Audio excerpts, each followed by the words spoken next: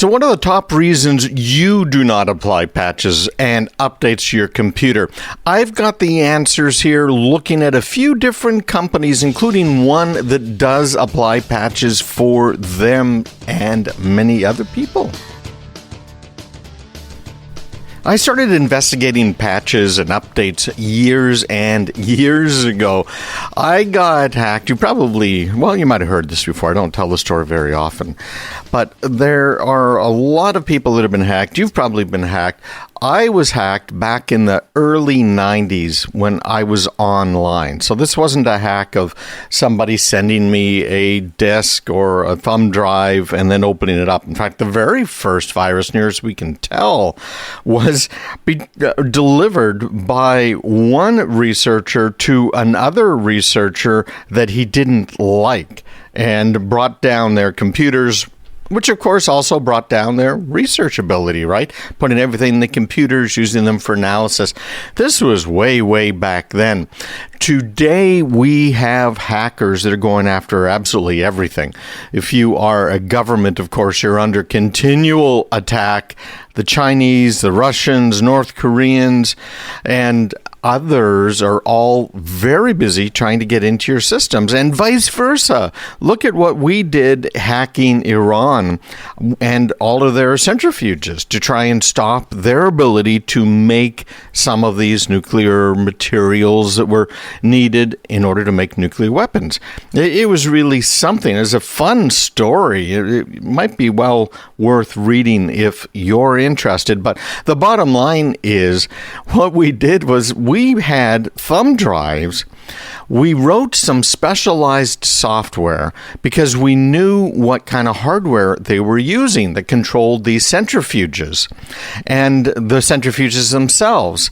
And so we wrote some special malware that, if it was run on a local control computer, would go ahead and show the technicians that everything was hunky-dory. All of those centrifuges were spinning at the right rate. Everything looked absolutely fantastic. And at the same time, what it was doing is destroying the centrifuges and making it so that they could not create any of this refined uranium or to make nuclear bombs. It cost them a lot of time and a lot of money in order to recover themselves. How did they do it? Well, we put that special software on those thumb drives. They went ahead and scattered these thumb drives around some coffee shops near the uranium enrichment facility. And one or more engineers grabbed those free thumb drives and took them with them, plugged them in at the refinery, at the scientific underground, no way anybody can get to it, laboratory where they're making this precursor for some of the nuclear materials, and plugged it into the computer. The computer then dutifully did what it was told. It found those centrifuges, it found the controllers that were being used, and managed to destroy them. That was a few years back. We now have people who are getting phishing emails that are designed by artificial intelligence, trying to get them to click on a link. So it might be an email link, it might be a link that's coming out of your text messages on your phone, WhatsApp, all of these other ones. They are sending these nasty little pieces of email to try and get you to click, right? It used to be called clickbait. I guess it kind of still is clickbait. Nowadays, we kind of reserve that term a little bit more for some of the advertising strategies that businesses use to try and get you to click on things in articles. But this is a real problem. It is such a problem that there are hundreds, if not sometimes thousands of new patches released every month. Isn't that terrible? You think about that. Thousands of patches. What are they patching? Well, it's absolutely everything. Did you see just a few weeks ago, a guy hacked a Tesla in a matter of 3 minutes and was able to take total control over it? So this was at a conference where you hack it, you get to keep it. So the guy got himself his own Tesla, and I think it was $100,000 in cash by doing this. So guess who's got to get a patch? Well, Teslas have to get a patch in order to fix this and other problems. We've seen this before as well with Chrysler, where it was the entertainment system was hackable, and the entertainment system gave them access to the main controllers in the car. And unlike the Tesla, where they could kind of do anything they wanted, because remember, the Tesla is completely computer controlled. With the Chrysler, all they could do is drive it off the road while somebody is trying to drive it, which is another thing I have a bit of a problem with, which is this drive-by-wire stuff. I've had that for years. I don't like it, where your brake pedal's not connected to the brakes, your steering wheel's not connected to the steering, your gas pedal's not connected to the engine, to the gas directly. None of it is. And if you've been driving a Volvo of the probably 10 plus years, Toyota started this with their fuel pedal, right? You push down on the accelerator. It's not really talking directly. It's not linked physically to the engine, but what it's doing is it's just moving a knob, just like you would on the front of your old stereo, right? Or something else that has one of those round knobs. And that is information that is fed into and used by the computer system to decide, okay, we're going to go faster or slower. Well, what happened? Well, in Toyota's case, lawsuits happened because people were sitting at stoplights, and all of a sudden the car, not because of what they did, but the car itself decided, oh, it's time to accelerate into the intersection against the red light and get T-boned by somebody coming the other way, right? Those lawsuits, all of the allegations, it was absolutely incredible. But we have to have software packages for almost everything. And I've been tracking more than 2,000 different companies and their software. And in some cases, we're talking about thousands of pieces of software per company and putting it all together. Because kind of the number one question you guys have is about your privacy and your cybersecurity, and what do we do about patches? And the top reasons for people not patching, and these will sound familiar to you because they're the same reasons I've had, is number one, there are too many patches to keep up with. And man, is that true. Number two, patching can be a manual, time-consuming process, which is also true because a patch can be bad. It can wreck things, break things. Even if it doesn't break the software that it's patching, it can break other software that you have. That's a problem, right? Because you're relying on your Windows computer or whatever it might be to run some software that now ties into some other software. That is so common. It's crazy. We'll talk about ways to deal with this here too coming up. But a lack of resources, right? If you're a home user, do you really have a lot of time to play with your computer? Even if you're retired, right? Retired doesn't mean you have an overabundance of time. And if you're a business, and particularly a small business, you're not going to have all the resources you're going to want. If you're a business, you got end user resistance. Hey, I need to use my computer. You can't have my computer. You just can't do that. Man, have I seen that one again and again. And we have a client that really cannot afford to have their computer turned off, right, shut down, patched up, because they have some hardware attached to it that they have to use in order to do measurements and put all of that together. So it can be very legitimate resistance here in the end user space. And then, of course, the risk that you face of creating even more problems than it's worth or bringing down the network. So we got to remember all of those. I'm going to kind of run through how can you make sure that you have the ability to know which patches really need to be patched right away, and also how do you do it? How do you keep yourself safe? Because there's ways to overcome everything really in that list other than not enough resources, because if you don't have the money or the time, it's going to be a little bit difficult. But at least I'm getting you started. You probably noticed that in my newsletter with the PatchAware little feature that's included in there now, and where I'm highlighting based on actual insurance industry data where they're saying talking about claims, what's really happening. They're saying what's going to be happening in the month to come or months to come. And I'm combining that with information we're getting from the federal government, from private organizations. It's all pretty complicated. I'm trying to make it really simple for you, and that's what the whole PatchAware thing is about. And I'd love your feedback on it. You're getting it in the email. Hit reply. Let me know what you think about what I wrote. And if you click on the link in my PatchAware stuff, you will be taken to a web page that I put together. And all that's on that web page is on my website, on my normal website. All that's on it is what you need to do, why you need to do it, and how to do it. And I even, with the very first one that I did, I even included about 20, 30 different resources that you could click on right there. So it's all there. Hopefully it'll make life a little bit better. And we're going to talk a whole lot more about it, so don't go anywhere. Make sure you are on my free newsletter by doing one simple thing. Go to the now repaired and properly working CraigPeterson.com/subscribe page. You can sign up there for free. I'll send you some of my most popular stuff right out of the gate.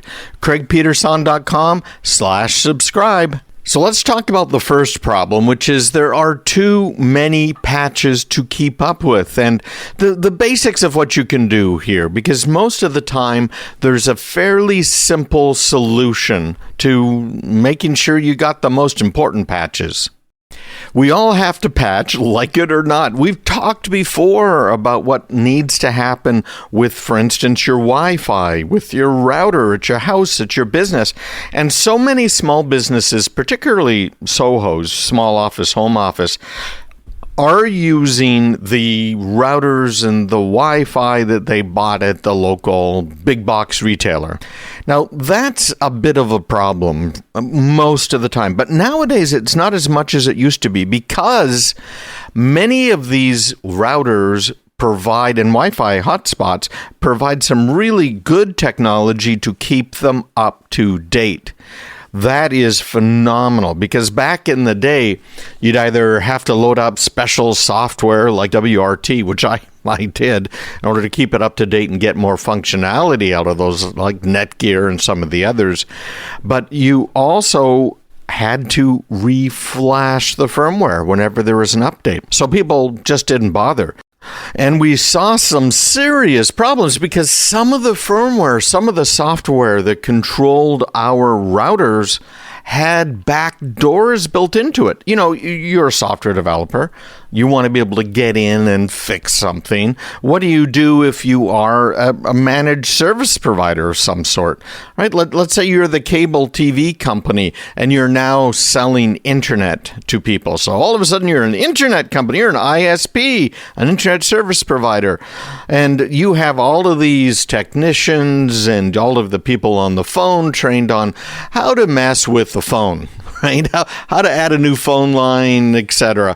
But, you know, what happens when someone changes their username or their password on the router or their Wi-Fi and they call up with a problem? What do you do?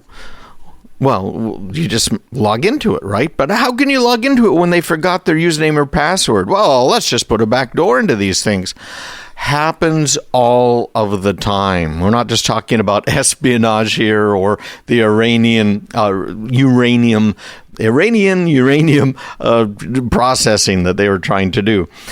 No, they were doing that all of the time. And then the bad guys would find it. Still, some of these routers and Wi-Fi devices that we get have a username of admin and a password of, are you ready for it? Drum roll, please. Admin. Okay, it's nuts. And so they're getting broken into. And what they're doing when they break into your firewall or router, by the way, well, they might try and poke around inside your network, but that's a lot of work. They don't know who you are. So usually what they've been doing is they change what are called your DNS settings. This is the domain name server. You know, you've got an address for your house, right? And you know what that address is. And you can have somebody go ahead and well, send you mail, send you a package. And they do that all because they have your address. Well, we're talking about a different kind of address here.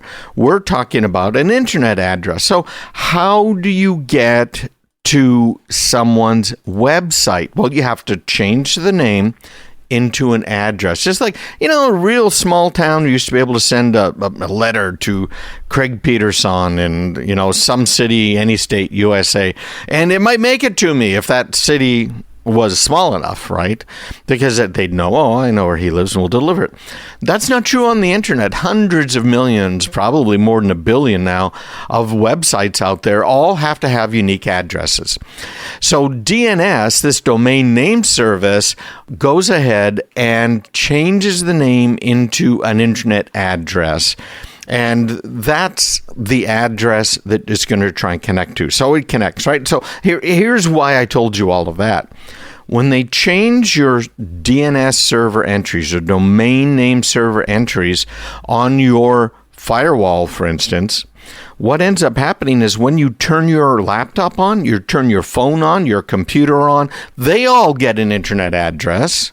And that internet address comes with a little bit of baggage, which includes a DNS server address, or maybe more than one. So that DNS server address is now where you go to. So you type in google.com, and now it asks the DNS server it was configured with, what's the IP address for google.com? All right, it sounds pretty straightforward. That's all well and good. This is a little bit complicated, and I hope you stick with me because we're almost there. The next step with these guys, they change that DNS server address and they change it to their server. And of course, their server has some corrupted entries on it. So now on any of your devices, you try and go to a website and you have a good chance of not getting to that website. You might be going to the bad guy's website at google.com. Guess what? It isn't google.com. Not that they particularly care about that, but they would if they're trying to give you a result or an ad that gets you to click on that link. Remember, clicking on links can be bad, and that link can then send you malware, can send you a place you don't want to be, or it'll change some banks. We've seen that before. So if you're trying to go to xyzbank.com, you'll end up at their banking site. So now when you enter a username and password, you are now giving that information about your banking login for your accounts to the bad guys. So you see all of this? You see how complicated it can be. That's why you want to make sure when you buy a router or you buy a firewall or you buy a Wi-Fi device of some sort, you want to make sure that that device gets updates. Now, here's one of the problems. Devices don't get updates for long for most manufacturers. For instance, one of the reasons I really dislike the idea of anyone buying any Android device is that the longest any company out there, any normal company, okay, you might buy it from, the longest any of them will provide you with security updates is 3 years. And that's Samsung. Yay, finally, they upgraded it to 3 years. But only on their top-of-the-line phones. Everybody else, you're left out in the dark. You don't get updates. You don't get upgrades.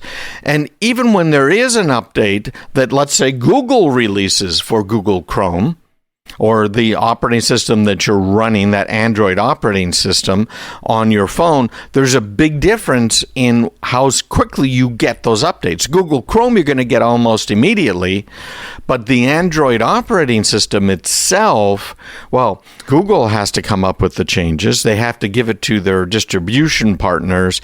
So that would be somebody like a Samsung, for instance. And Samsung now has to take those changes and work them into its platform. You know what a platform is? Well, you realize that when you look at a Samsung phone and compare it to another phone out there, you know how it looks different, right? Well, It is different. They've made changes to that user interface, but underneath it all, they're using different hardware. They might have different stuff built in for the chips, for the Wi-Fi, for the connecting to the cell network. They have different processor chips, different memory chips, right? Everything in them is different. So the typical time from the time Google releases a security release until it's there on your phone, if your phone is supported, is 3 to 6 months. And something like the last statistic I saw, something like 85, I think it was, % of Android devices that are out there cannot get a single update at all for any security problems. Well, compared to Apple, and some people just, go, Apple, oh, you're crazy. No, compared to Apple, Apple releases updates and they are on your phone within a couple of days compared to 3 to 6 months, right? And Apple supports their devices for 5 to 7 years, typically. Huge difference, but you pay a bit of a higher price. Well, I got to say that my newsletter this week was one of the tougher ones. Again, PatchAware, look for that in your weekly newsletter. This one was a tough one, but we put it in anyways. This is a bug that has been out on the internet for 9 years now. That's a long time. And the reason I brought it up, and we made it the very first edition of the PatchAware section here in the newsletter, is that it is still unpatched. It is the most crucial right now.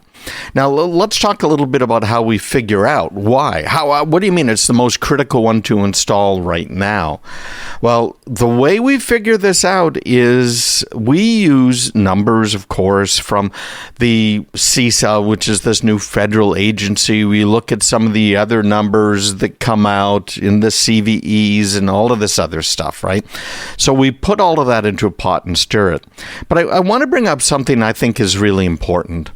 I was talking with a client of ours that is a medical client. They've got medical offices, right? And we were talking about some HIPAA high-tech things that they were doing that are illegal under those regulations. And we told them, okay, you need to do this, you need to do that. And they said, well, that's just too much work. We're not going to bother doing that, blah, blah, blah.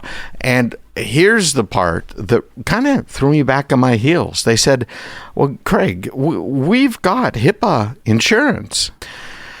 That is something, isn't it? Because people now are buying insurance for all kinds of technological stuff. Ransomware insurance. Heck, it came as a free rider on my house that if I get ransomware, they will go ahead and help to pay for the recovery. It was right there in my insurance contract for the house. Businesses are buying ransomware insurance. And frankly, you have to, right? Particularly if you're a business.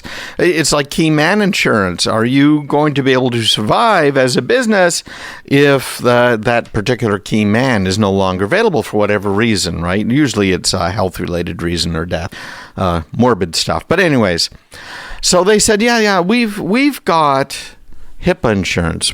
Another company, we got ransomware insurance. Let me tell you how that particular argument falls flat on its face. None of those insurances will pay out if you are not following the applicable cybersecurity and privacy standards. They won't pay. If you do a search online, go to DuckDuckGo or Google, doesn't really matter, and do a search for insurance not paid out for ransomware, for instance, or, play around with that a little bit, you will find thousands of references to that, thousands of them. So the big problem here that they didn't consider is, you bought insurance, you are violating your insurance agreement, and you somehow expect the insurer to pay out when you have a problem. So You've created a big problem for yourself and a big problem for the insurance guys and a job for your lawyer. Doesn't that sound like fun? So keep up to date on this. Make sure you check your newsletter. Make sure you are subscribed. We're going to keep this up as one of our featured tips most weeks here on what you should be doing when it comes to patching. What are the most critical ones out there? But be sane about this, right? Don't just think because I have insurance or, I've turned on some updates that you're covered, because you're not. And take a couple of minutes right now, craigpeterson.com/subscribe. Also, join me Monday mornings with Chris Ryan right on WGIR at 7:30 a.m. We had some questions about my featured tip that's in the newsletter. This one was called Staying Ahead of the Curve, Uncovering the Most Dangerous Cyber Threats to Small Business. And I give some step-by-step instructions. So we're going to go through this because it applies to businesses as well as home users. There are so many threats out there. And so what we've been doing, when I say we, I mean my wife and I, is putting together these featured tips in our free newsletter that goes out every week. And it is rather extensive. We're trying to do a very good job on this. She's already got 50 of them written. So there's at least a year's worth of these coming out in the newsletters. And they're designed to try and keep it simple, giving you step-by-step instructions and making it so that it's only going to take you 5 or 10 minutes to lock something down. So rather than going to one of my bigger courses or whatever, if you want to try and keep your small business computers or your home machines safe, all you have to do is read this every week and just, make a little change here and there. We're trying to make it very simple. But we also have to remember that when it comes to cybersecurity, it's not a one and done situation. Cybersecurity is something you have to stay on top of. So I don't want you to think either that this means, ta-da, you're all set, right? You've got to keep up with stuff. And that's the reason you read the newsletter, I think, in most cases. This week, I got a note from one of the listeners, and I'm just trying to find what his name is. I think it was a guy. Yeah, here we go. And he is talking, his name's Larry, and he's talking about Grammarly. Now, Grammarly is something that I've mentioned on the air before as a completely indispensable tool if you are writing, if you're a business person, if you're a student, if you want to make sure that your spelling's correct, your grammar's correct, punctuation, right? All of that sort of stuff. That's what Grammarly does, and it is absolutely fantastic for doing that. But he reminded me of something that I probably forgot to mention to you guys, right? And that is, there are security concerns. Because remember, when you're using something like Grammarly, it goes and uploads what you're typing into the cloud, right? So in other words, up into some data center somewhere that they are most likely renting space at, right? I doubt most companies nowadays like Grammarly would bother owning the infrastructure because it lets them, the cloud upscale, downscale is perfect for them, perfect for startups. Although the cost can be kind of high. So you want to stay ahead of the curve, uncover really your mistakes in writing. And nowadays, everybody's talking about these AIs out there, ChatGPT being the one most people talk about. I use a couple of others. I'm trying to get this company on, and it's hard to reach people nowadays. There's so much spam, and they just don't know, should I read this email? Should I read this email? And then on top of it, they are all worried that, oh no, the media, we're going to get ripped to shreds. No, come on. I don't do that. I've done over 8,000 interviews now with C-level people and aired them. And I have never, ever backed anybody into a corner. So I'm not going to do that. But I want to get these guys on because they have a tool that is absolutely amazing. And it's designed for writing stuff. And I've been using it for some of the blog posts we put up. And people have been commenting on how much they like them. And these blog posts are, again, this type of thing that we're going to talk about now, which is staying ahead of the curve and what are the biggest cyber threats to people out there. And it is great because what it does is it helps you to structure it. So it comes up with the structure. You can change the general structure, the titles, right? The subtitles, all that stuff. It just generates them, which is wonderful. So I go in, I'd say most of the time I get rid of maybe a third of those little titles. It comes up with suggestions, and I add in probably a half a dozen more, and then we work together and flesh it out and everything. It's just a fantastic tool. And it is an AI, but again, remember, AIs cannot be trusted, but they are great when you're writing. And you got that good old writer's block, and that's exactly what this particular AI is aiming at, is people that have to do writing, not necessarily for a living, but have to write stuff. So if you're an HR department, et cetera, et cetera. But remember, it gets uploaded to the cloud. So if you're writing a document in Grammarly, and let's say there's some confidential information in there, there's some PII, personal identifiable information, you don't want to use one of these tools that pushes it up to the cloud. And one of the main reasons is it's against the law in most cases. But the other reason is, well, what happens when they get hacked? That cloud server gets hacked, that company gets hacked, and your information is now part of a paste bin. Right? It's out there. Bad guys have it and could be used against you. So you got to keep that in mind. And again, I want to thank Larry for pointing that out. It's a very good point. And I did try Grammarly on my phone, and Grammarly has a keyboard. So as you're typing, it's sending what you're typing up to the cloud, and it is helping you to fix grammatical problems with it. And I expect here shortly it'll even help you write whatever you're typing. So that means text messages. That means whatever document you might be working on, whatever website you might be on, and it's going up to the cloud instantly.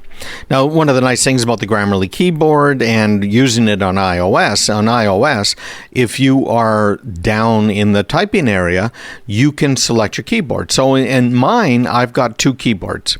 I've got an English keyboard and a French-Canadian keyboard that I use. And obviously, those are designed for different languages and what you might want to type in.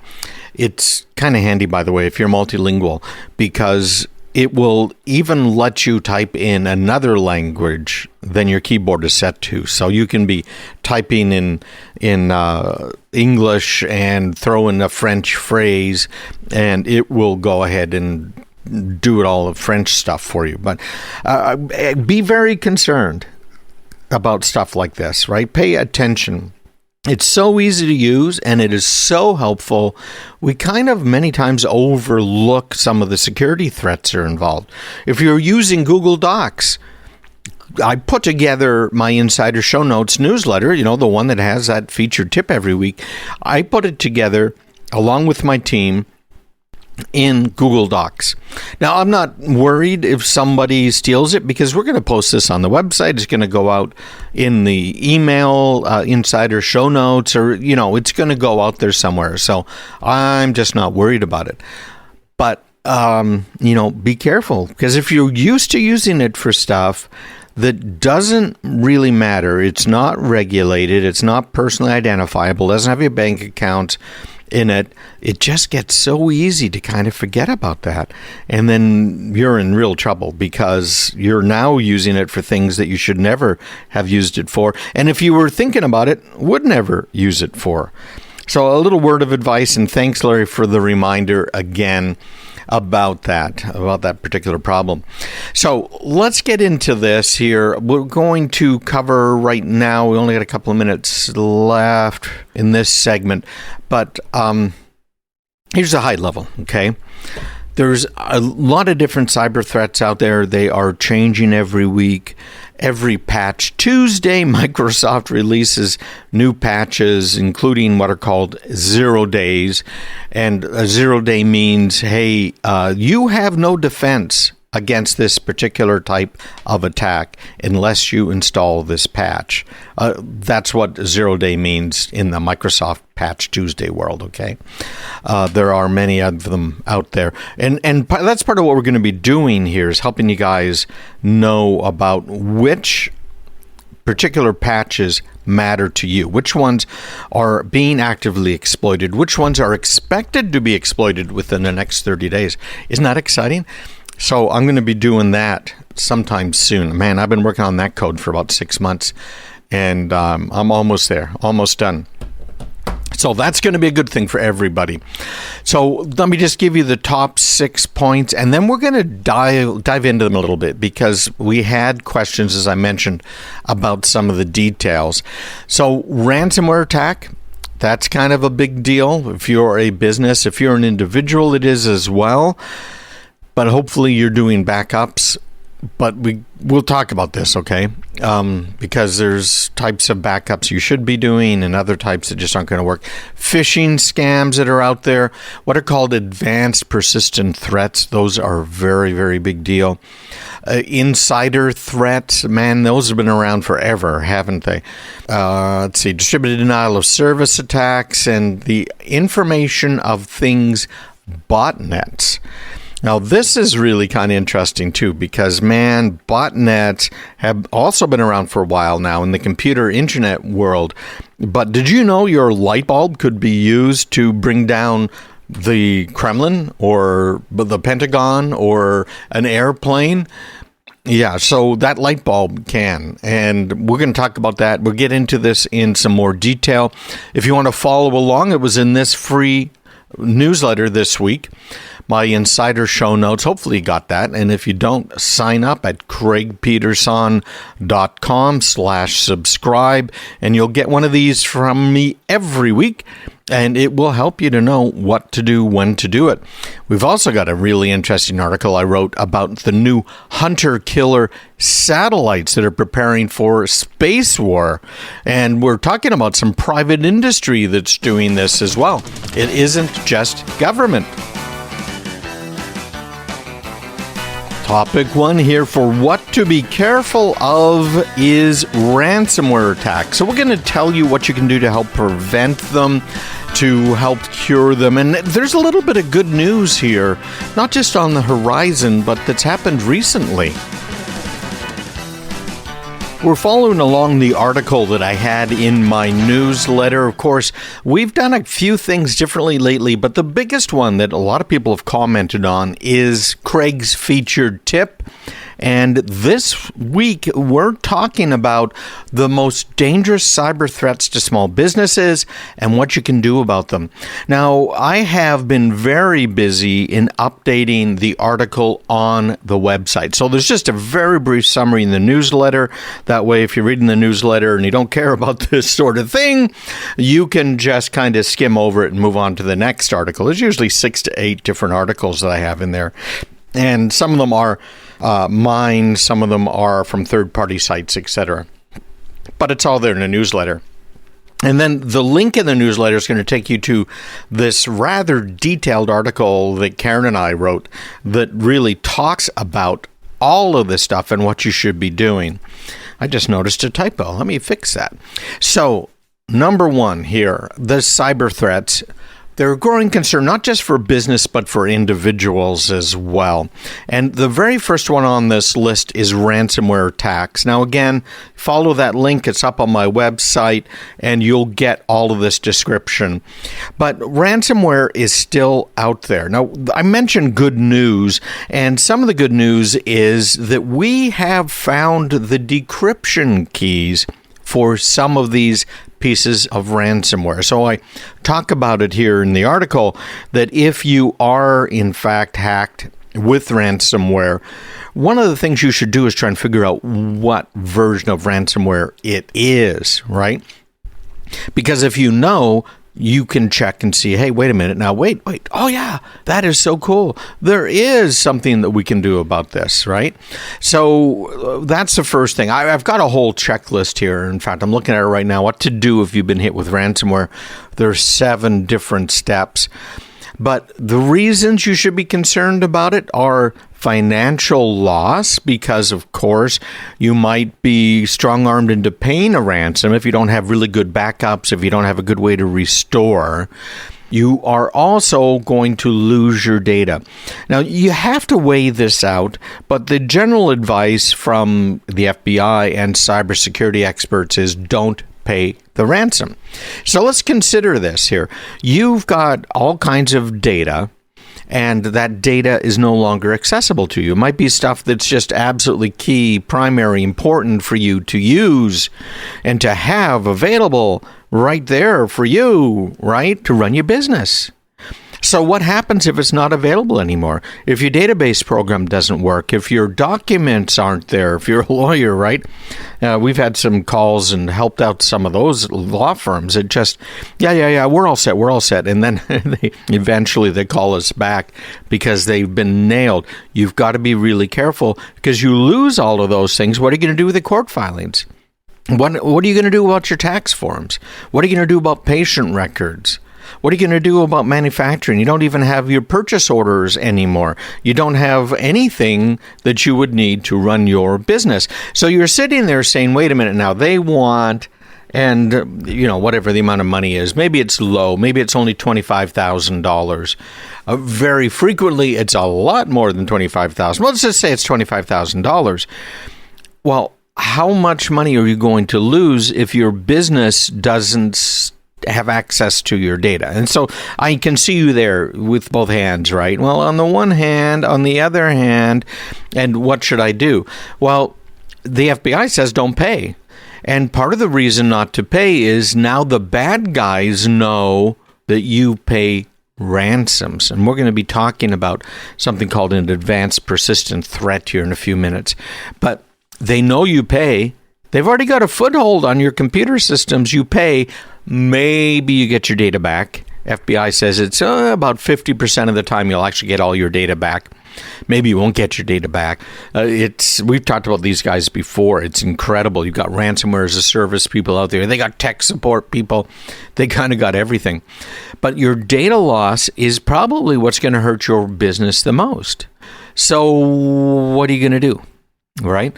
Well, there's things you should have done before, but, and that includes backup. We'll be talking about that here a little bit later. Business disruption, what's going to happen in your business operations, right? You can't get your programs, you can't get your data. Privacy breach, some ransomware attacks involve data theft. And now it's approaching, I think, about 50%.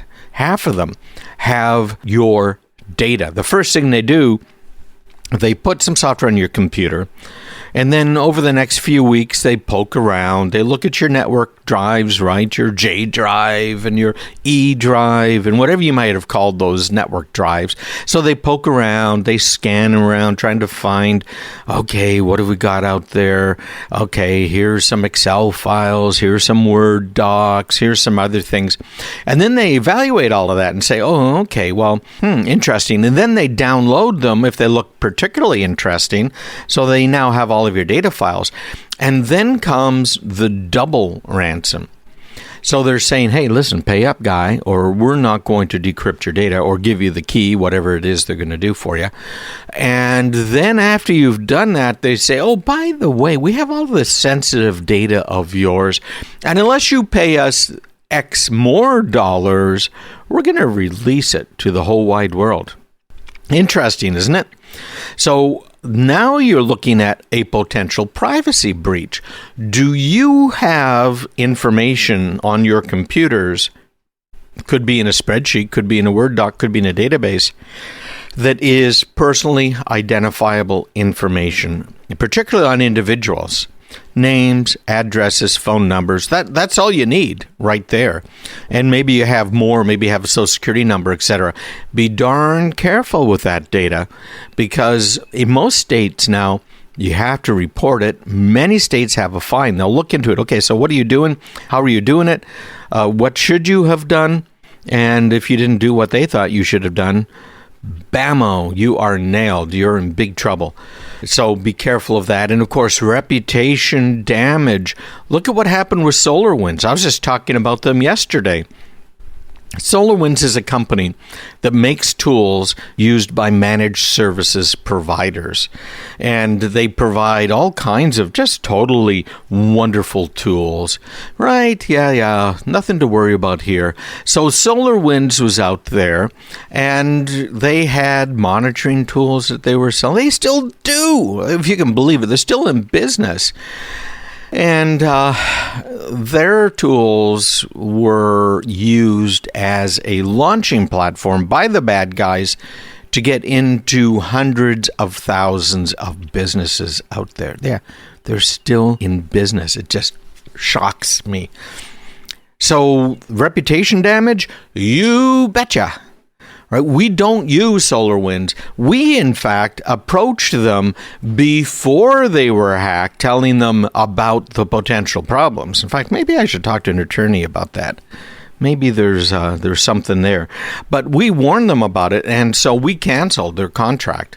Unfortunately, most places don't know enough about cybersecurity to realize what a hole they had even before they were breached. So what do you do if you've been hit with ransomware? I've got the list, 7 things.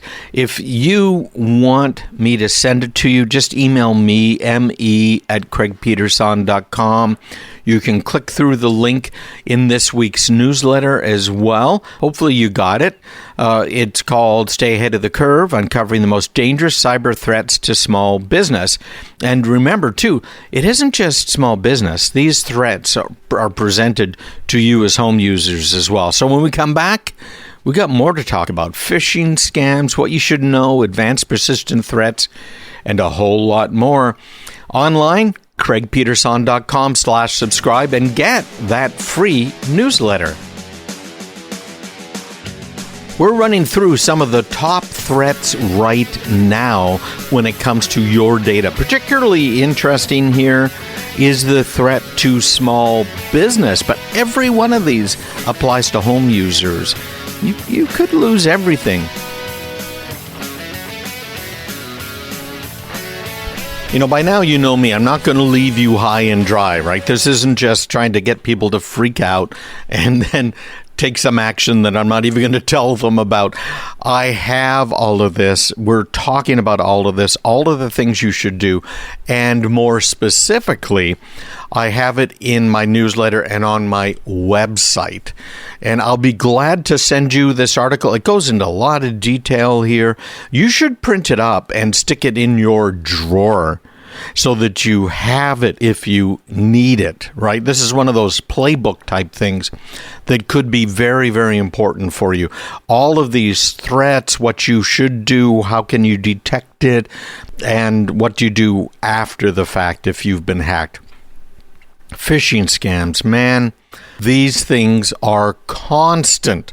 And phishing scams can be really hard to spot. I was just talking about them on the radio and this week, and the host that I was talking to was saying he got a very interesting little text message from his bank saying, hey, listen. Oh, no, it wasn't the bank. It was his cell phone provider.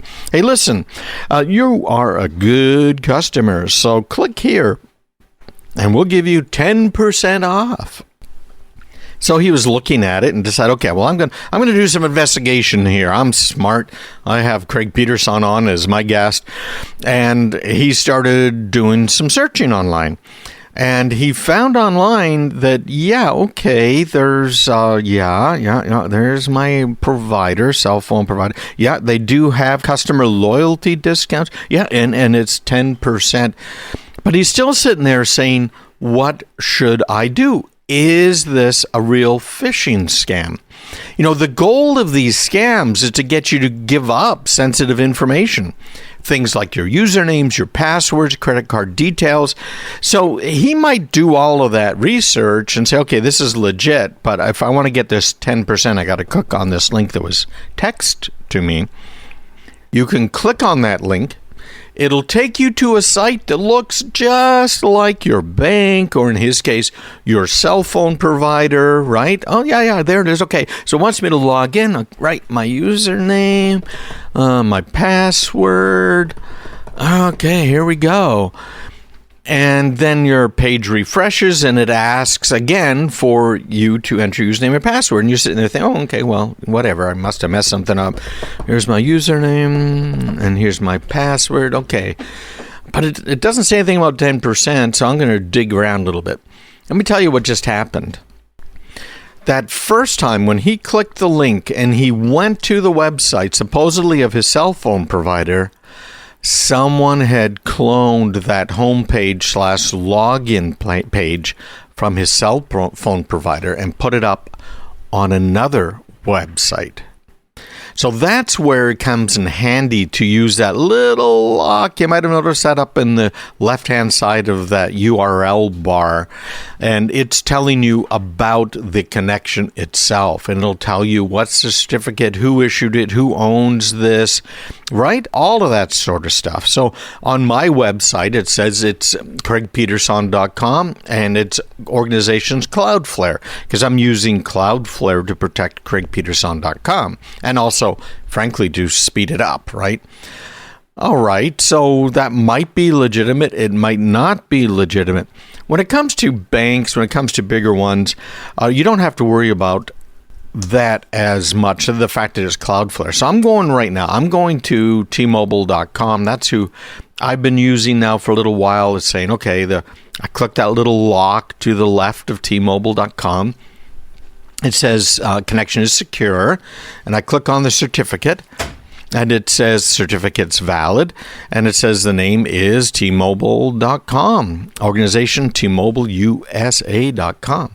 So by using that little thing at the side, you can tell whether or not you are talking to a domain that is truly registered by who you think it is. So I'm going to Verizon right now, verizon.com.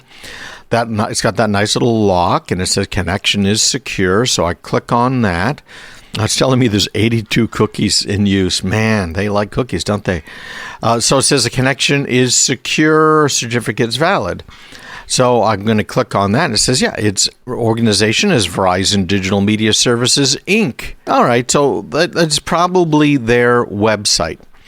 Now, what I don't want you to do is to do what I've seen done sometimes as much as a third of the time when people are coming to craigpeterson.com. You can type craigpeterson.com into the URL bar. That's the bar pretty much right at the top of the web browser. Now, if you're obviously using a mobile device, nowadays they're at the bottom if you're using an Apple iOS device, right? But you know where that URL bar is. It tells you who it is that you are talking to, what the page is. It tells you all that wonderful stuff. Good. Okay. Here's the problem. A lot of people, by default, when they open their browser, it's got a search box from Bing or a search box from Google or maybe DuckDuckGo. Could be a lot of different places, right? Got that nice little search box. So people will go ahead and type into that search box, craigpeterson.com. That's not where you're supposed to type it. So if you type in craigpeterson.com there, right at the top, it shows Craig Peterson, reliable cybersecurity for small business, it says, right? Make your cybersecurity compliance frustrations disappear quickly. NIST 800-171, CMMC, DFARS, blah, blah, blah, blah, right? All of this stuff. All right. And it's showing the URL is https://craigpeterson.com. You like it? Okay. So far, so good. The problem is there are ways to poison the search engines, and it's been done many times. And this happened to my father. My dad had a problem with Windows. So what does he do? He goes online and he does a search for Microsoft Tech Support, and he ends up with a scammer. Yeah, pretty bad, eh? Yeah, the security guy, his dad. However, my stepmother was kind of looking over her shoulder and gave me a call on the side and said, here's what's happening with your dad right now. So we hopped on his computer remotely and poked around and took care of some things for him. And it was pretty scary.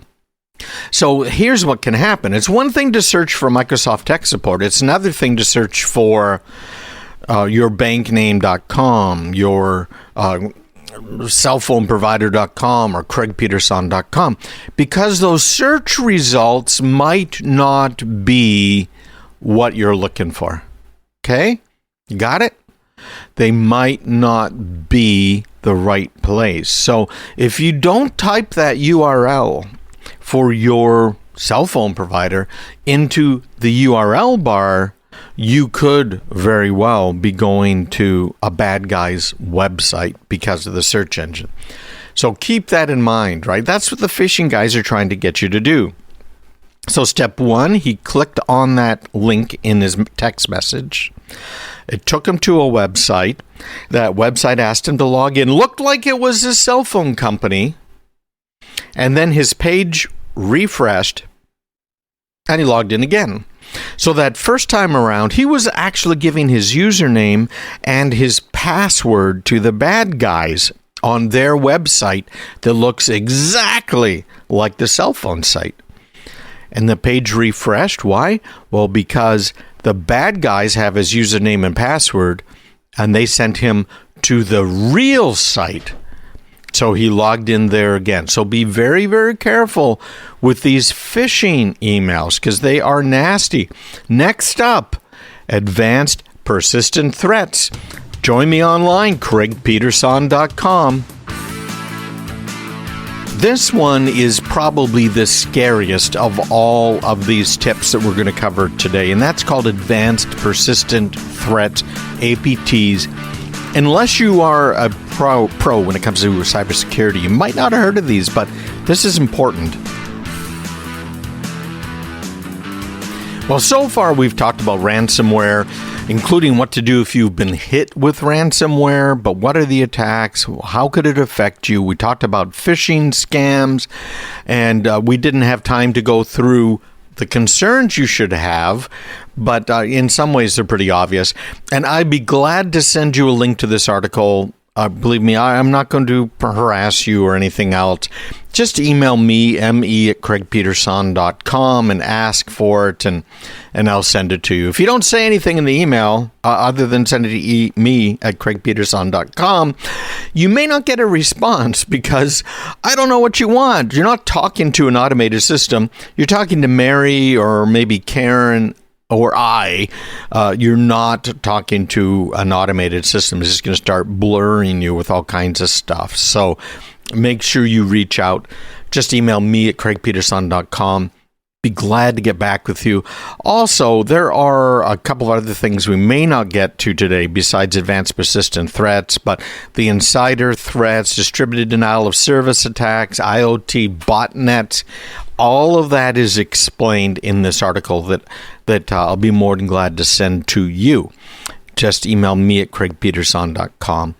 Now, let's get into this here. The advanced persistent threats. I don't think most people have heard of these, but you'll understand the concept.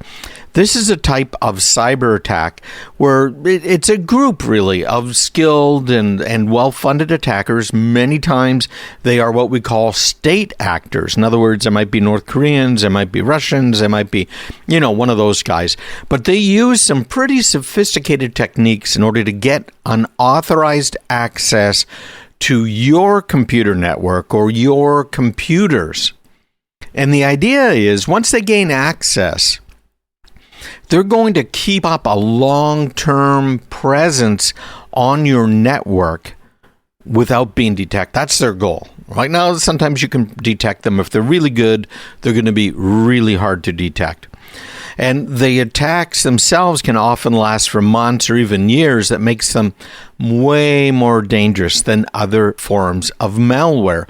And this is actually a very common type of attack.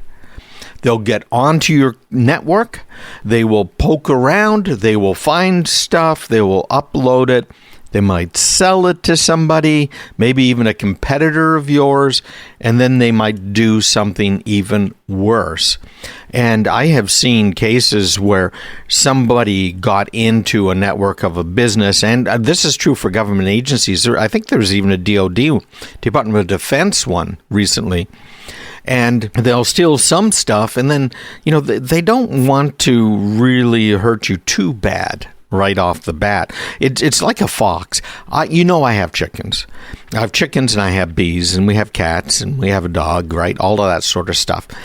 But when it comes to the chickens, I let them free range. So they go out in the pasture and, they eat bugs and weed seeds and stuff, and they just have an all-around good time. They love doing that sort of thing. But we also have foxes in the area. Foxes are interesting hunters. They won't just come and kill every chicken. They will maybe kill 2 or 3, and they will take them back to the den, usually one at a time. So they'll come back and pick it up. But they won't come back to my chicken yard, if you will, for a while. They actually move around. So they try not to over-harvest an area. So they took some of my chickens, and then they're going to go and steal and eat somebody's cat, and maybe they'll find some wild rabbits, and of course they eat mice, field mice, voles, moles, all that sort of thing, right? And they'll just keep moving. So they might not come back to my chickens for a few months. Well, that's very similar to how these advanced persistent threats work. These attacks will often last for months or even years. And the bad guys will get onto your systems. They'll find some stuff that they can either sell or use and then kind of leave you alone. They'll take it, obviously, and do their thing with it. But they're not about to ransom, encrypt all of your data. Makes sense? So governments and these criminal groups are the ones that are usually using the advanced persistent threats. So here are some reasons you should be very concerned about these. Number one, obviously, is the persistence, right? It's right there in the name. They're designed to remain undetected for a long time, so the bad guys can get at sensitive data. They can get at the person identifiable information, trade secrets, intellectual property, customer data, right? They're targeted, very highly targeted. Unlike phishing attacks, and of course, their payload could be ransomware, which are sent out just to anybody's email address they can find, usually. Phishing can be a little different. I have seen phishing attacks that are pretty well planned, so you got to be careful of some of those things that are out there, okay? But these things are sophisticated. They use social engineering. They'll pretend they are tech support, etc. I was really impressed with one of my clients. This is a new client, and they're so happy to have us. But we went out to one of their facilities to remove all of this old software that this other managed services provider was using, all of the SolarWinds and this other not so great software. We'll just leave it at that. And the employees there had us wait until they could confirm we are who we say we are. That was impressive, okay? Because that is what's called a social engineering attack. It's one of the types where you pretend, or the bad guys pretend they're the IT people. And as the IT people, they want access to the computers. Now they have access to the computers, they go ahead and put their software on. Now, they're not likely to show up at your door unless they're really after you. Governments might show up at your door pretending they are someone who they're not, but expect a phone call, okay? It happens all of the time. They'll also use some of these zero-day exploits that we hear about every month from Microsoft. I love how there's Microsoft Patch Tuesday. They put that in place because there were so many patches every day. They were getting a black eye. So, yeah. Don't worry about it, people. We might leave you exposed for 30 days, maybe 60 or 90 days, but don't worry about it. Microsoft drives me crazy. Obviously, there's a risk of financial loss Very, very big deal. You could lose your financial information. We had that happen to a client as well, where they're twice now, I think, 2 different clients, where all of the money was stolen out of their operating account. Obviously, reputation can be damaged. You could get regulatory fines. And one thing about an advanced persistent threat that isn't the case with so many other things is it can take a lot of resources in order to recover from it. Resource-intensive recovery is what I've got here in this article. I'll be glad to send you this, by the way. All 7 points on this, as well as everything else. Just email me at craigpeterson.com. I'm glad to get it out to you. So you're going to have to conduct a very thorough investigation, figure out what happened, how they got in, close those holes. Then you have to do some more remediation here. You're going to obviously have to improve your cybersecurity measures, and you're going to have to reinstall all of your computers that might have potentially been touched by these bad guys. And I don't mean, I'm going to restore from backup, because you're probably going to restore the advanced persistent threat software, right, that you're trying to get rid of. I mean, you are installing from scratch. You're erasing the machine. Nowadays, there's even another problem, which is the machine itself may have had its boot files modified. Think of it as the BIOS from the old days.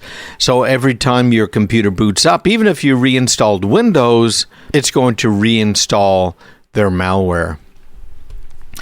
Insider threats, I'm going to go pretty fast here now because we're almost out of time for this segment. But insider threats are the most common type of cyber attack, believe it or not. So what is an insider? It's anybody working for you, could be a contractor, anybody that has access to your systems and data. So remember that. And their motivation could be money, could be revenge, could be ideology, right? They just hate the fact that you like something or vice versa. And it also could just be a desire to steal data, disrupt operations. And think about all of the times that it's hit the news, particularly in the automotive sector, where people have left one company, Google, Apple, Uber, those types of companies, and they brought with them a treasure trove, not just of knowledge, but of data from the company. So they're stealing plans, they're stealing all of this stuff. Very, very bad. So keep in mind, disgruntled employees could steal property. They can steal proprietary information. They could sell it on the black market. They could sell it to their new boss. The Chinese pay dearly for some of this information. Could be employees that are exposing some of your sensitive data, information, intellectual property because of poor password management. They might use the same password everywhere online and the same email address or username. Could be an employee who's deliberately tampering with your systems to damage them.